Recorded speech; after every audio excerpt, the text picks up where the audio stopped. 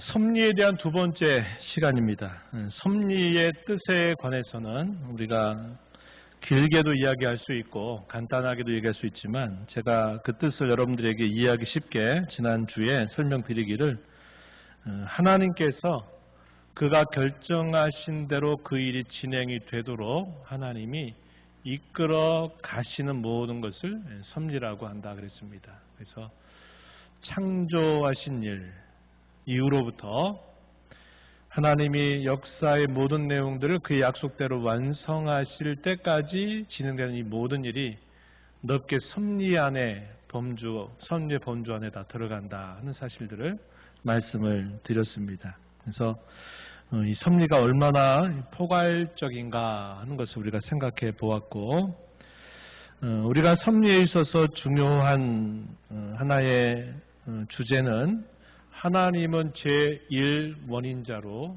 하나님 항상 모든 일의 가장 근본적인 근원으로 계시다는 사실과 제2원인이라고 부르는 우리에 속해 있는 그 원인들 간에 어떠한 관계를 맺고 있는가 할 때 하나님은 제1원인들을 사용하신다. 그리고 그것들을 사용하셔서 그분의 뜻을 이루신다 하는 겁니다. 그런데 어떤 식으로 하느냐? 세 가지가 있다 그랬어요. 하나는 필연적으로 그렇게 될 수밖에 없도록 하나님이 제2원인들을 그렇게 주장하시는 경우가 있다. 어떤 경우에는 자유롭게 이렇게 하시는 경우도 있다. 그리고 또 세 번째로는 우연히 그렇게 하실 때도 있다는 겁니다. 이것은 저와 여러분의 눈에 보이는 것을 기준으로 했을 때 어떤 것은 필연이고 어떤 것은 우연이다. 그러나 하나님 편에서 봤을 때 절대로 우연은 있을 수가 없다 하는 이야기를 살펴보았습니다.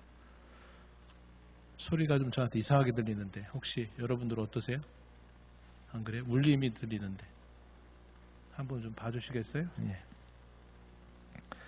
오늘 우리가 이제 다룬 두 번째 시간에서는 웨스트민스터 신앙고백서 제3항과 4항 2항을 우리가 살필 텐데 어떤 내용을 다루게 되냐면 하나님께서 섭리를 사용하시는데 여러 수단들을 어떻게 그것을 사용하시는지에 대해서 함께 생각해보고 특별히 우리가 세심한 주의를 기울여야 될 부분이 있는데 그것은 죄에 대한 섭리에 대해서는 우리가 어떻게 생각을 해야 되느냐 하는 것을 우리의 고백서는 우리에게 가르쳐 주고 있습니다. 오늘 3항사항을 좀 살펴보도록 하겠습니다. 3항의 내용을 한번 보시죠. 3항의 내용 천천히 함께 뜻을 생각하면서 함께 읽어보겠습니다.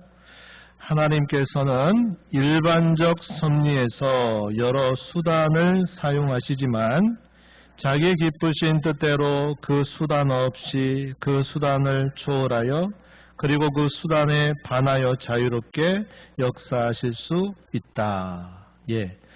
사망의 내용에서 섭리를 이루 가실 때 하나님은 수단들을 사용하시는데 몇 가지 방법들이 있다는 겁니다. 수단들을 자연스럽게 사용하셔서 그의 섭리를 이루어 가시는 일이 대부분 가장 일반적입니다. 그런데 꼭 그것만이 아니다 이거죠. 어떤 경우에는 수단이 없이도 하나님은 그의 섭리를 이루어 가신다. 또 어떤 경우에는 수단을 초월해서 그의 섭리를 이끌어 가신다. 그리고 마지막에는 그 수단과 정반대로 해서 그의 섭리를 이끌어 가시기도 한다. 어떤 것들을 사용하시나 하는 것은 하나님의 자유로운 주권 안에 달려있다는 내용들을 이 3항의 내용에서는 우리에게 가르쳐 주고 있습니다.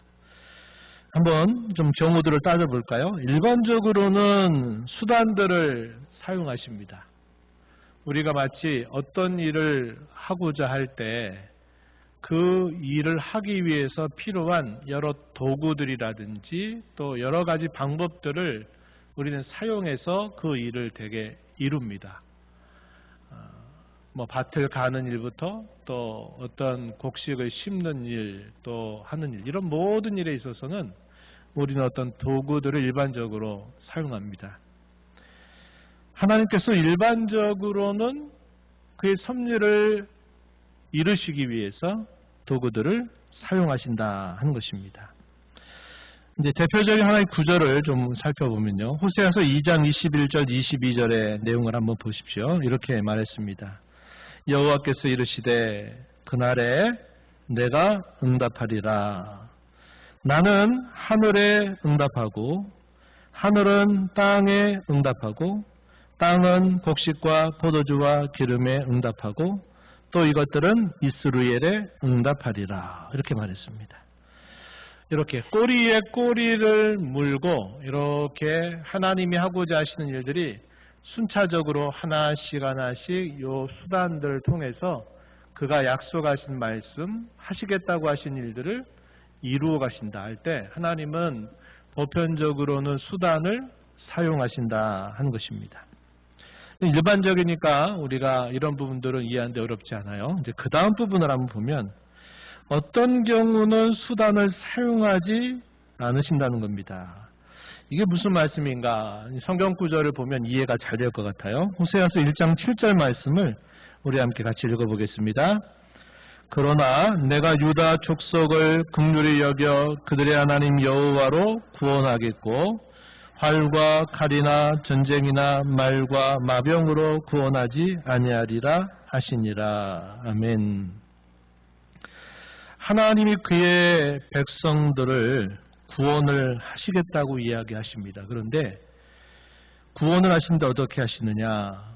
활과 칼이나 전쟁이나 말과 마병으로 구원하지 아니하시겠다. 이렇게 말합니다. 여호와께서 직접 구원하시겠다. 이렇게 말씀하고 있는 겁니다. 어떤 나라와 전쟁이 벌어집니다. 그 전쟁이 벌어지면 그 전쟁에 나가서 싸우기 위해서 어떻게 합니까?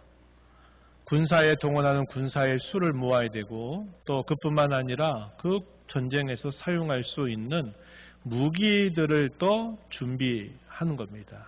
뭐 그게 안 되면 외국에 용병을 사기도 하고 해서 싸울 수 있는 도구들을 다 최대한 동원을 해서 그 전쟁에 임합니다. 그렇죠?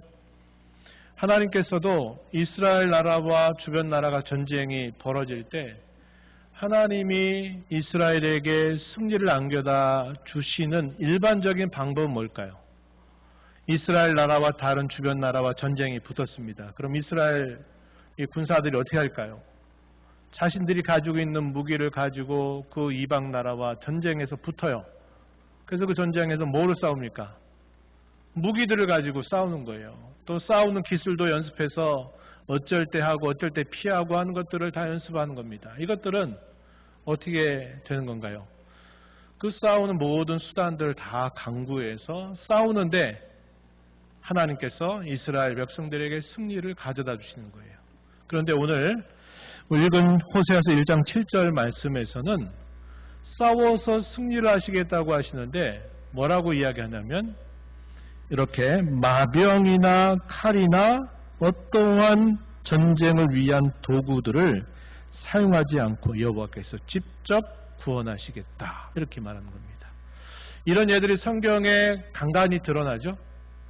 예를 들어 극명하게 드러날 때가 언제입니까? 히스기야 시대 때 아수르의 사네립이 대군을 이끌고 이 예루살렘을 에워싸게 됩니다. 18만 5천이나 되는 그런 많은 군사를 동원해서 예루살렘을 에워쌌어요. 근데 그 당시에 히스기야가 이끄는 이스라엘은 그 대군들과 싸울 만한 아무런 준비를 갖출 수가 없는 상태였습니다. 상식적으로는 어떻게 될까요? 그 예루살렘이 함락되는 것이 당연히 그 다음 수순이 될 것이에요. 그런데 하나님께서 어떻게 하십니까? 히스기야는 하나님 앞에 기도하였고 그의 곁에 선지자 이사야는 히스기야에게 하나님의 말씀을 그에게 전달해 주죠. 여호와께서 다 그들로부터 승리하게 하실 것입니다. 두려워하지 마십시오. 라고 이렇게 말했고 하룻밤 사이에 18만 5천이나 되는 그런 대군들이 다 죽고 쫓겨나게 되는 일을 통해서 하나님이 놀라운 기적적 승리를 하나님 백성들에게 안겨주신 겁니다. 오늘 말씀이 바로 그와 같은 거예요. 이런 도구들을 사용하지 않고 하나님이 직접 그 일을 행하신다 하는 겁니다. 이것은 매우 특별한 섭리의 방법이죠. 세 번째는 수단을 초월하는 경우도 있다는 겁니다. 읽는 말씀 로마서 4장 19절 내용에는 사라가 그의 경수가 다 끊겨지고 난 다음에 이삭이라고 하는 아들을 낳게 되는 그 배경에 대해서 소개해 줍니다. 한번 보세요. 로마서 4장 19절에 그가 백세나 되어 자기 몸이 죽은 것 같고 사라의 태가 죽은 것 같음을 알고도 믿음이 약하여지지 아니하였다. 일반적인 상식으로는 더 이상 자녀를 출산할 수 없는 상태입니다. 하나님이 아브라함을 몇 세에 부르셨습니까? 75세 때 하나님이 아브라함을 불러요. 그리고 이 아브라함에게 하나님이 그의 후손에 대한 언약을 주시죠. 그래가지고 그 후손을 낳는데 필요한 시간이 얼마나 걸렸어요? 몇 년 만에? 25년 만에. 100세, 25년을 기다리게 했어요. 이미 그가 부름받을 때도 자녀를 출산하기가 어려운데 하나님 후손에 대해서 복을 주시겠다고 말씀하셨으면서도 아브라함을 25년 동안이나 더 기다리게 하셨다가 하신 겁니다. 왜요?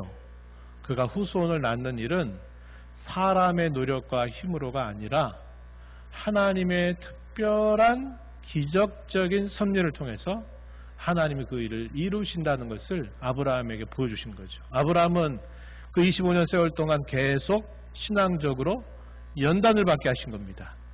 하나님을 믿는다는 게 도대체 뭐냐 하는 것들을 여러 가지 시행착오들을 겪으면서 하나님 믿는다는 것이 이런 거구나 하는 것들을 하나님이 하나하나 이렇게 가르쳐 주신 다음에 하나님이 25년 만에 자식을 주신 겁니다. 이때는 일반적인 수단을 뛰어넘는 거예요. 그걸 초월하는 방식으로 하나님이 그의 섭리를 이끌어 가신다는 겁니다.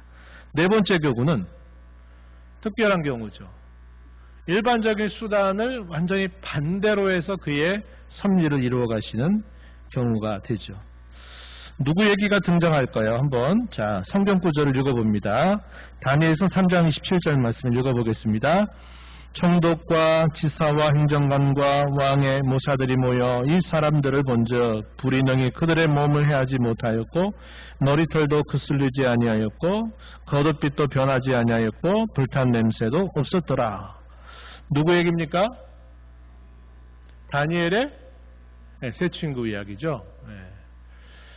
이방 신상에 절하지 않는 그 문제로 인해서 절하지 않게 되면 풀무불에 던져넣겠다라고 말했습니다. 그런데 이들의 대답이 어땠어요?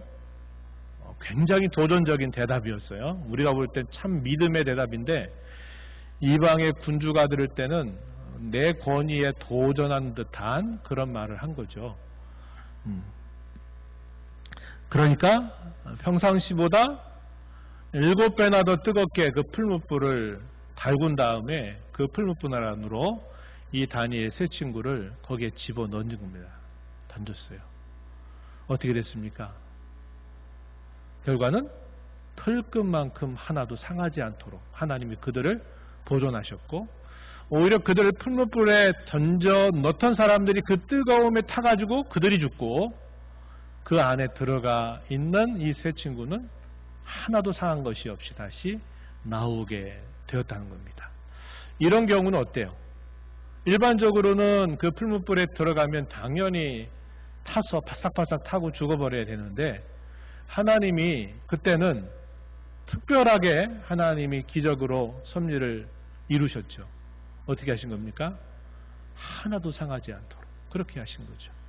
그러니까 이렇게도 하나님이 그의 섭리, 그가 하신 말씀을 이렇게 하나님이 이렇게 이끌어 가시기도 하신다 하는 겁니다. 우리가 성경을 읽다 보면 이렇게 하나님이 약속하신 것을 이루실 때 이러한 수단들에 대해서 어때는 일반적인 수단을 사용하시기도 하고 어쩔 때는 반하기도 하시고 어쩔 때는 초월하기도 하시고 어쩔 때는 그런 수단이 없이 하시기도 합니다. 그럼 우리는 어떤 생각이 될까요? 하나님, 나에게는 일반적인 거 말고 좀 특별한 것만 주십시오. 그러니까 우리 이런 생각을 하기 쉬워요. 그래서 특별한 것에 대해서는 그것을 하나님께 누구나 다 돌려요. 야, 이게 이렇게 될 수밖에 없었던 일이 하나님이 함께 하시더니 이게 이렇게 됐지 뭐야. 이렇게 우리가 얘기할 때는 누구든지 야, 하나님이 정말 살아계시구나, 이렇게 사람들이 인식할 겁니다. 그런데 첫 번째 가장 일반적인 경우, 어떤 경우라고 그랬어요? 일반적인 수단을 사용하셔서 하나님이 그의 뜻을 이루시는 경우들도 그건 뭐 자연스럽게 그냥 그렇게 될 수밖에 없었던 것이야 라고 우리가 그렇게 여기는 자세를 갖지 않아야 된다는 겁니다. 우리가 아프면 성도는 어떻게 합니까? 아프면 가장 먼저 하나님 앞에 기도하고 또 우리 자신들을 돌아보는 시간들을 가져요. 그리고 또 어떻게 합니까? 병원에 가서 진단도 받고 또 적절한 약도 조제해서 그 약을 먹어야 돼요. 우리가 병원에 가서 약을 먹고 또 적절하게 치료를 받는 것은 이거는 하나님이 뭐 아무 상관없이 이건 내가 한 것이고 내가 병원도 안 갔는데 하나님이 그런 것도 없이 갑자기 낫게 하셨다든지 또 특별하게 해서 나를 하나님이 치유해 주셨다 할 때는 하나님께로 돌리고 병원에 가서 치료받고 하는 것은 다 그건 내 힘으로 한 거고 이렇게 우리가 생각하면 안 된다는 겁니다. 우리는 매우 특별한 것을 지나치게 원하는 그런 성격을 가지고 있어요. 특별한 일들은 우리가 고백서에 고백한 것처럼 어떻게 한다고 합니까? 하나님이 어떻게? 자유롭게 하신다.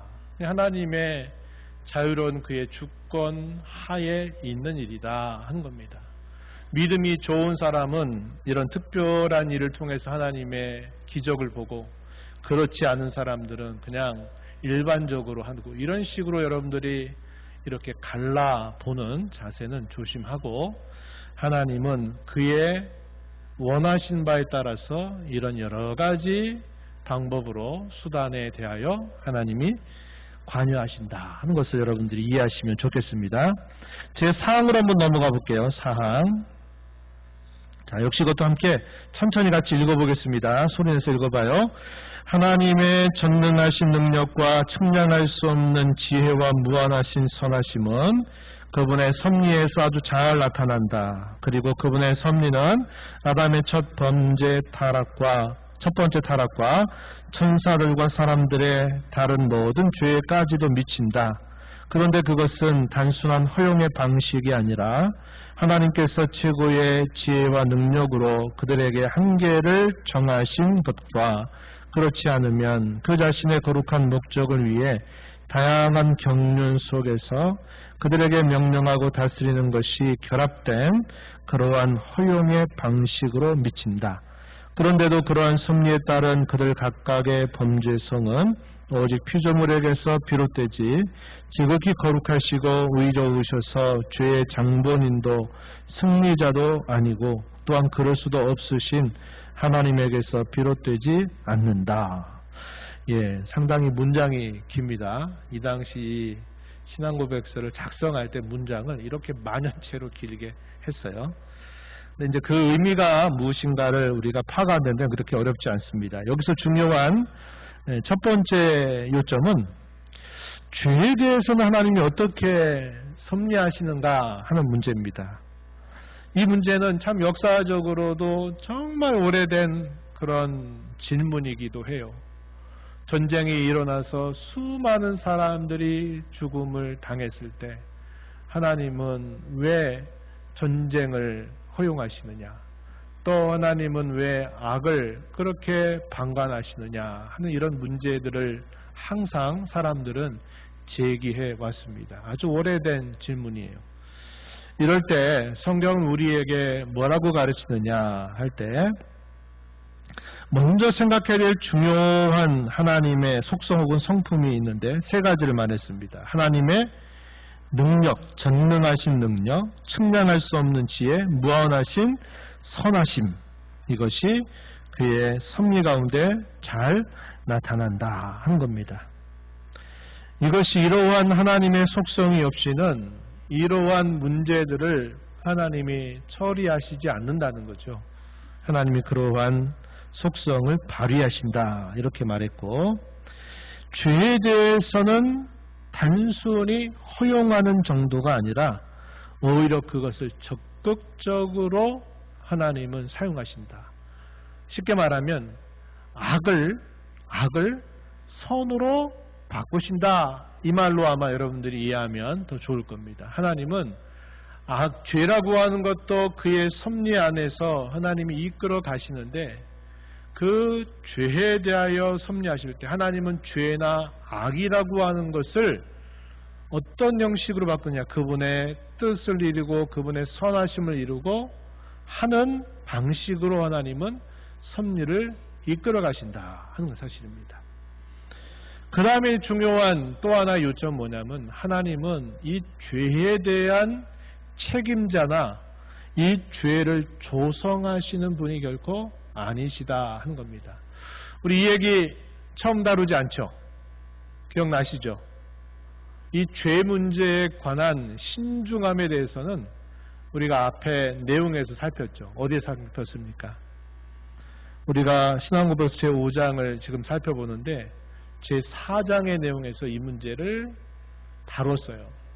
4장의 내용이 어떤 내용이었어요? 3장에 어떤 내용이었죠?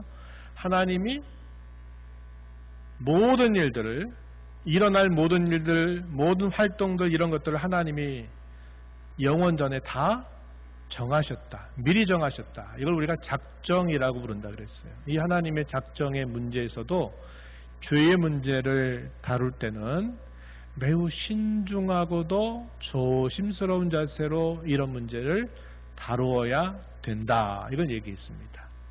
이 하나님의 영원하신 작정을 실행하는 두 가지의 수단이 있다 그랬죠. 그 첫 번째 수단이 뭐라 그랬어요? 우리가 지난 4장에서 다루었던 창조.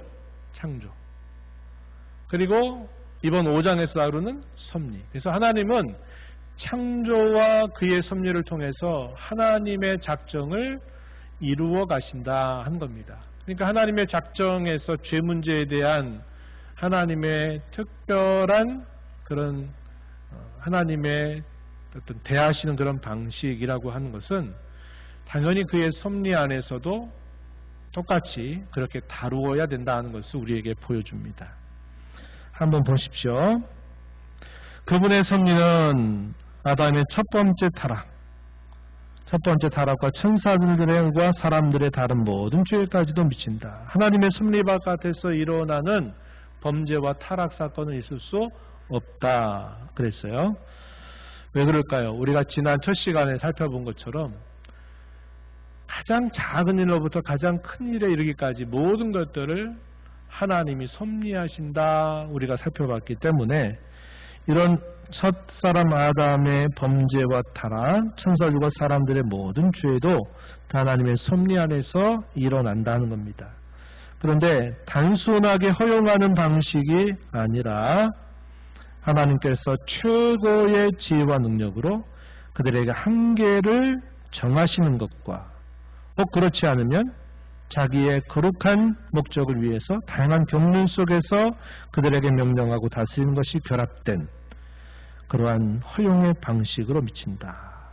하나님은 적극적으로 그런 죄를 하나님이 사용하셔서 그의 뜻을 이루신다. 이것을 보여주고 있습니다. 우리 잘 아는 이야기로 한번 들어가 볼게요. 사무엘하 24장 1절과 역대상 21장 1절은 병행 구절이다. 우리가 아는 부분입니다. 사무엘하 24장 1절 말씀에 보면 이렇게 말해요. 여호와께서 다시 이스라엘을 향하여 진노하사 그들을 치시려고 다윗을 격동시키사 가서 이스라엘과 유다의 인구를 조사하라 하신지라. 다윗의 생애 가운데 범죄 사건이 몇 개 있죠. 하나는 바세바라고 하는 여인을 동침한 거, 그리고 그와 관계해서 그의 남편이었던 우리아를 간접적으로 살인한 일. 이게 이제 이 다윗의 생애에서 큰 범죄 사건이 돼서 오랜 시간 동안 징계를 받게 되죠. 그리고 또 하나의 범죄 사건이 그의 생애 거의 말년에 가까울 겁니다. 인구조사를 강행한 것이에요. 그때 그의 군대 장관은 이 일을 하나님 기뻐하시지 않을 텐데 왜 왕이시여 이 일을 명령하십니까? 라고 하면서 왕의 명령에 대해서 그것은 하나님이 기뻐하신 일이 아닙니다. 라고 만류를 하지만 다윗이 그것을 계속 명령을 내리면서 인구조사를 하게 돼요. 성경의 이야기는 이 이야기만 우리가 알면, 이 이야기만 알면 그냥 자연스럽게 하나님이 기뻐하시지 않는 일을 다윗이 하라고 명령해가지고 결국은 이것이 범죄가 돼서 큰 또 징계를 받게 되는구나. 이렇게만 알면 좋은데 우리가 읽은 이 사무엘하 24장 1절에서는 뭐라고 말했어요? 여호와께서 다윗을 격동시키셔서 인구를 조사하라 하게 하셨다. 이렇게 말합니다. 여기 보면 하나님이 그렇게 격동해서 하게 하신 다음에 너 죄졌지. 이런 식이 돼버린 거죠. 이상하다 하는 겁니다. 또 역대상 21장 1절 같은 내용을 또 약간 다르게 또 기록했어요. 21장 1절 우리 함께 읽어보겠습니다. 시작. 사탄이 일어나 이스라엘을 대적하고 다윗을 충동하여 이스라엘을 계수하게 하니라. 이번엔 또 누가 그랬다고 그래요? 사탄이 또 그렇게 했다고 합니다. 이렇게 성경이 같은 사건에 대해서 가장 자연스럽게 다윗과 군대 장관과의 대화를 통해서 보면 그냥 이게 이렇게 된 거구나만 보면 좋은데 지금 사무엘하에서는 하나님이 다윗의 마음을 격동시키셨다 이렇게 말했고 또 역대상 21장에서는 사탄이 다윗을 충동해서 이스라엘을 계수하게 했다 이렇게 말하니까 그냥 자연스러운 것만이 아니라 사탄이 다윗을 충동했다 이런 이야기도 있고 하나님께서 이스라엘을 벌하시려고 다윗의 마음을 격동시키셨다라고도 말하는 겁니다. 이런 구절들이 참 우리가 참 이해하기 어려운 구절들에 해당이 돼요. 그래서 우리가 이런 구절들을 잘못 보면 특별히 사무엘하 24장 1절 같은 경우에는 우리 어떻게 반문할 수 있어요? 아니 하나님께서 다윗을 격동시키셔가지고 인구조사하게 하신 다음에 격동시킨 것을 죄로 여겨가지고 하나님이 징계하셨다면 이게 하나님 이게 무슨 일입니까? 이게 도대체 말이 되는 이야기입니까? 이렇게 우리가 생각하기 쉬운 거예요. 그래서 우리가 이런 말씀들을 볼 때는 다각적으로 우리가 보는 시각이 필요해요. 이런 관점으로만 보게 되면 하나님이 죄를 조성하신 조성자가 된 거 아니냐, 죄의 책임이 결국 하나님께 있는 거 아니냐 이렇게만 우리가 이해하기 쉬운 겁니다. 그럼 하나님께 대한 오해가 생겨요. 그렇지 않다는 겁니다. 욥이 시험을 당한 것도 욥의 입장에서는 너무나 이런 우연이 있을까 싶을 정도로 너무나 이상한 일이 자기에게 동시다발적으로 벌어졌죠. 도적대가 두 떼가 오더니 그냥 그 가축들을 싹 빼앗아가 버리고 또 갑자기 하늘에서 불이 내려가지고 막 불살라 버려가지고 죽고 바람이 얼마나 강하게 불었든지 그 자녀들이 함께 모여 있는 그 기둥이 강탈을 당하면서 쓰러져가지고 지붕에 의해서 자녀들이 한꺼번에 다 죽음을 당하는 일. 욥이 볼 때는 도무지 이해할 수 없는 일이 동시적으로 일어난 일이다 하는 겁니다. 그런데 욥을 위로하러 왔던 친구들과 욥의 대화의 내용은 그 일로부터 모든 것을 풀어가려고 하니까 욥의 친구들은 결국 어떻게 말하는 겁니까? 아니 땡굴뚝에 연기 날 리 없지 않느냐. 네가 이런 말할 수 없는 고초와 시련과 아픔을 당한 것은 내가 알지 못하는 은밀한 어떤 잘못과 허물이 있었기 때문에 하나님이 그것을 너에게 드러내시기 위해서 이렇게 하신 것이니까 내가 하나님을 찾고 부르고 하나님 앞에 너의 잘못을 회개한다면 하나님이 너를 다시 회복시켜 주실 것이다. 이렇게 이야기를 한 것이고, 욥은 그게 아니다. 결코 그건 아니다.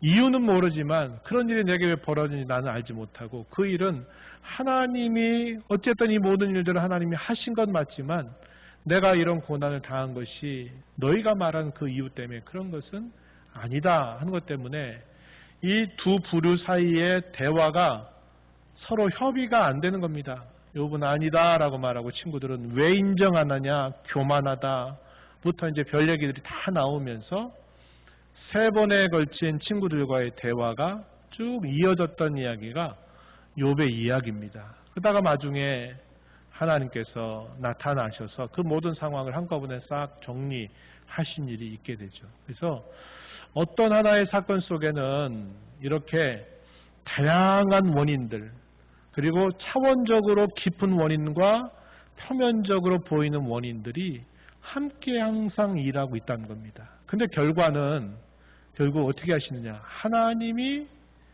제1원인자로서 사단도 하나님이 수단으로 사용하시고 죄와 악이라고 하는 것도 수단으로 사용하셔서 그분의 뜻을 이루신다라고 하는 것이 성경의 궁극적인 답변이 되고 있다 하는 겁니다.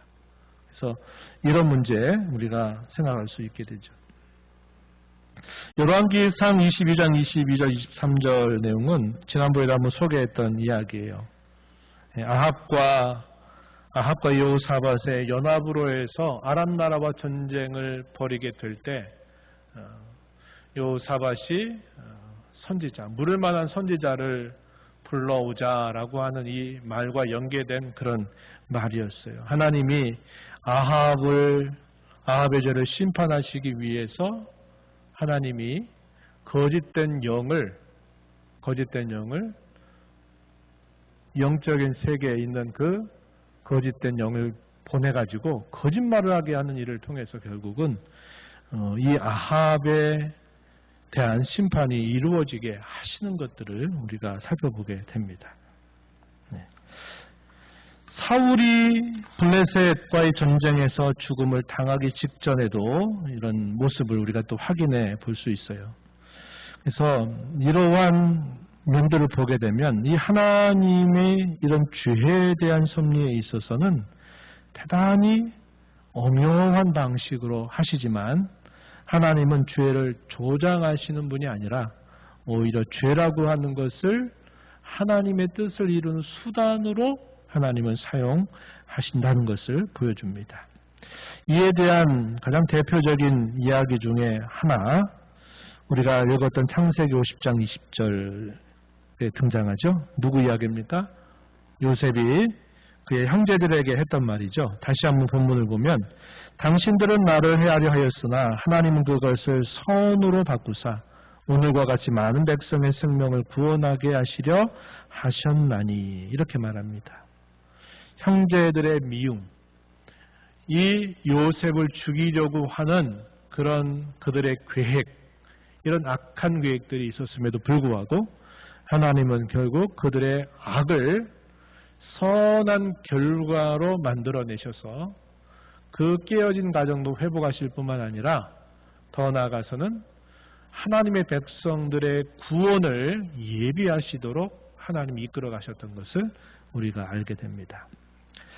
마지막 요점은 하나님은 결코 죄의 조성자가 아니다라고 하는 사실입니다. 야고보서 1장 13절 이하에 보면, 사람이 시험받을 때 하나님께 시험받는다고 하지 말아라. 하나님은 시험을 받지도 않으시고 시험을 하시는 분도 아니시다. 사람이 시험을 받는 것은 오직 자기 욕심에 끌려서 미혹되기 때문에 받는 것이다. 이렇게 말씀했습니다. 그리고 이러한 미혹을 쉽게 받게 되는 좀 더 근본적인 원인에 관하여서는 요한일서 2장 16절 말씀을 우리가 참고해 볼 수 있어요. 함께 읽어보겠습니다. 이는 세상에 있는 모든 것이 육신의 정욕과 안목의 정욕과 이생의 자랑이니 다 아버지께로부터 온 것이 아니요 세상으로부터 온 것이라. 아멘. 세상에 있는 모든 것들을 세 가지로 정리했어요. 육신의 정욕, 안목의 정욕, 이생의 자랑. 이 세상에 있는 것들이 이러한 것들을 가지고 있기 때문에 이 세상을 살다 보면 자기 욕심에 결국 끌려서 이런저런 시험과 미혹을 받아서 사람들이 결국 그런 죄에 빠져들게 된다 하는 것을 답변해 주고 있습니다. 제가 아주 나이브하게 제가 그런 질문을 했어요. 제가 그렇게 얘기했죠. 자기가 범죄해놓고 자기가 죄짓고 싶어서 이런저런 미혹과 욕심에 끌려서 죄짓고 나서 하는 말, 내가 이 죄진 것도 다 하나님이 작정하셔서 내가 죄진 거니까 나에게 뭐라고만 하지 마라. 하나님이 다 그렇게 하도록 내가 알지 못하게 다 부추겨서 내가 그렇게 잘못한 거야. 나에게만 무조건 잘못했다고 말하지 마라. 이렇게 얘기하는 거예요. 이게 맞는 말입니까? 또 내 시험을 봐요. 시험을 보는데 시험 공부를 그동안도 안 하더니 시험 공부를 하나도 안 하고 시험 봤어요. 이 시험 결과가 어떻겠습니까? 막 그렸겠죠. 그렸겠죠. 그래놓고 하는 말이 내가 이렇게 이번 시험 망친 거는 하나님이 작정 안에 망치도록 작정되어 있기 때문에 나는 시험을 망친 거니까 엄마 아빠 나한테 너무 뭐라고 하지 마세요. 하나님이 작정 가운데 있었던 일이에요. 이렇게 말하면 어이구 우리 아들 믿음 참 좋다. 네가 이렇게 하나님을 잘하는구나. 이렇게 칭찬해 주겠습니까? 여러분은 뭐라고 말할 거예요? 혼내겠죠. 그래서 지난번에도 얘기할 때 내 팔자가 이래. 내 인생이 이래. 우리 옛날 한국에 우리 무속신앙 팔자 타령, 운명론, 숙명론, 하나님의 작정에 대한 가장 잘못된 오해 중에 하나가 운명론이나 숙명론으로 가는 거예요. 내가 이렇게 한 건 다 내가 어쩔 수 없이 난 그렇게 정해져 있었기 때문에 난 이렇게 된 것밖에 없어. 이렇게 말하는 식의 태도는 하나님의 작정이나 섭리에 대해서 대단히 완악한 궤변을 늘여놓는 일이 되는 겁니다. 하나님 우리에게 원하신 게 뭐라 그랬어요? 부지런히 하나님을 찾아라. 부지런히 선을 행하도록 해라. 부지런히 악을 믿음으로 이기도록 해라. 이렇게 하나님 꾸준히 말씀하시고 계속 격려하시는데 그렇게 안 해놓고 책임을 하나님께 돌리는 것은 옳지 않은 것이다 한 겁니다. 그래서 우리가 하나님의 이 섭리에 대해서는 우리가 꼭 특별히 죄에 대한 섭리는 하나님은 악을 조장하시거나 악의 원인자가 아니라 이런 악마저도 하나님은 선으로 바꿔서 그의 뜻을 이루시는 대단히 지혜롭고 대단히 능력이 충만하신 그런 우리 하늘 아버지시다. 이런 생각을 여러분들이 꼭 하시고 우리에게 주어진 삶을 늘 기회로 여겨서 부지런히 넘어져도 쓰러져도 또다시 일어나서 또 하나님 앞에 서고 하는 일들을 부지런히 하면서 살아가는 저와 여러분이 되어야 하겠다 하는 것입니다. 하나님은 로마서 8장 28절에서 말하는 것처럼 하나님은 그의 정하신 바를 이루시기 위해서 모든 것을 합력하여 선을 이루게 하시는 우리의 아버지시다. 이렇게 고백하면서 또 우리에게 이 한 주간 흩어진 교를 살아가는 동안에 부지런히 하나님을 구하고 그분의 뜻을 행하며 살아가는 저와 여러분이 되기를 바랍니다. 하나님 아버지 감사합니다. 오늘 섭리에 대한 두 번째 시간들을 함께 가졌습니다. 하나님께서 섭리 가운데서 일반적인 수단을 사용하시는 것뿐만 아니라 때로는 그 수단을 사용하지 않으시기도 하시고 수단을 초월하기도 하시고 수단에 반하여 특별하게 하나님의 섭리를 이루어 가시기도 합니다. 그러나 이 모든 것들이 다 하나님의 자유로운 주권 안에 속해 있고 하나님이 하시는 일임을 언제나 잊지 않게 하셔서 맨날 매일 저희들이 특별한 것들만을 구하는 것을 마치 믿음의 일처럼 여기지 말고 일상 속에서 하나님의 뜻을 구하고 준행하며 살아가는 저희가 되도록 인도해 주시기를 바라고 우리의 연약함과 악과 죄마저도 하나님은 합력하여 손을 이루어 가시는 그런 능력의 하나님, 저희를 사랑하시는 하나님이신 줄 알고 주어진 모든 삶의 길을 통해서 하나님을 더 복되게 기쁘게 즐겁게 섬겨가는 저희들이 되게 주옵소서. 예수님 이름으로 기도하옵나이다. 아멘.